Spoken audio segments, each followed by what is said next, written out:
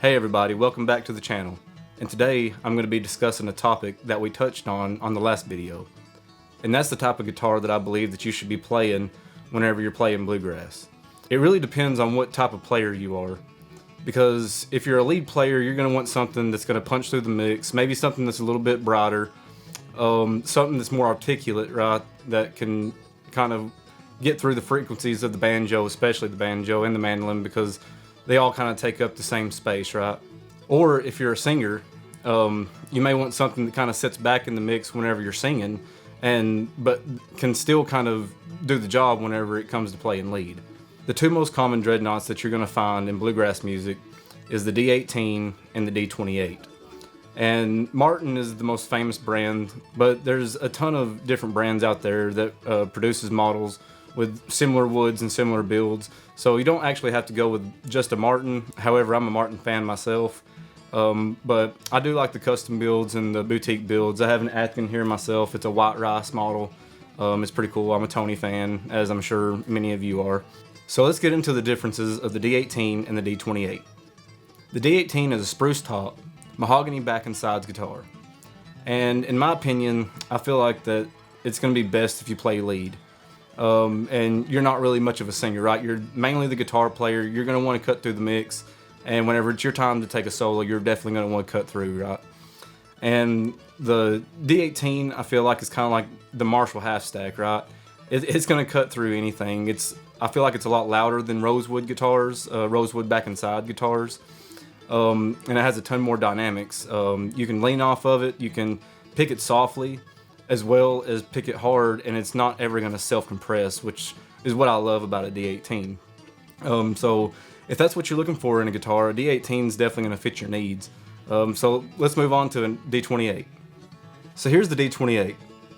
The D-28 is also a spruce top guitar. However, it's going to have rosewood back and sides. And rosewood, to me, tends to lean towards the darker side of tone. It's really good for me if you're going to be doing singing. It's kind of like the Fender Blackface of guitars for me, and it allows your vocals to sit in that mid-range comfortably, so you're not fighting with those frequencies. However, it depends on what kind of singer you are. There's many people out there that enjoy playing and singing with a D-18 or any type of mahogany style guitar out there. But for me, it's going to be a D-28 whenever it comes to singing and playing. All of my favorites, Tony and Billy and many others out there, that's what they use, so that's what I tend to go towards. Rosewood's going to give you a little bit more of a sweeter tone. A D-18 can sometimes be a little bit more pokey, which is why I lean towards a D-28. I play by myself a lot. I live out in the middle of nowhere. Don't play with a ton of people a lot. So playing by myself, kind of get that low end, that sweeter tone. I like that. But whenever I'm playing with people, though, especially if I'm playing with other instruments like banjos and mandolins and things like that, I would lean towards the D-18 just because it is a little bit louder, and I don't feel like that I'm having to play as hard to keep up with everybody. Alright, now that you know a few of the main specs of these guitars and how they can be useful to you in bluegrass music, let's hear a couple of sound samples. That way you can gather a little bit more information about how they sound within a mix and how they would sound in a band setting.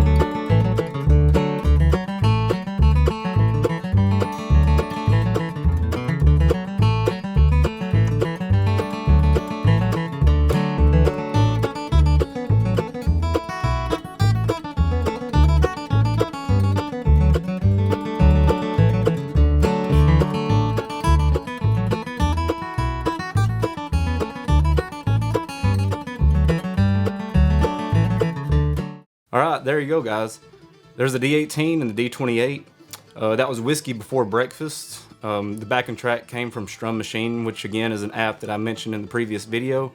I hope you guys enjoyed today's content. So tell me in the comments, which one do you prefer? And do you have one already? Is it a D-18 or a D-28? Do you have both? What's the models? I'm a guitar geek, so list the specs and everything, and I love to hear that kind of stuff. And don't forget to subscribe, like this video, share it with your friends, and comment below on what you want to see in the future. Thanks.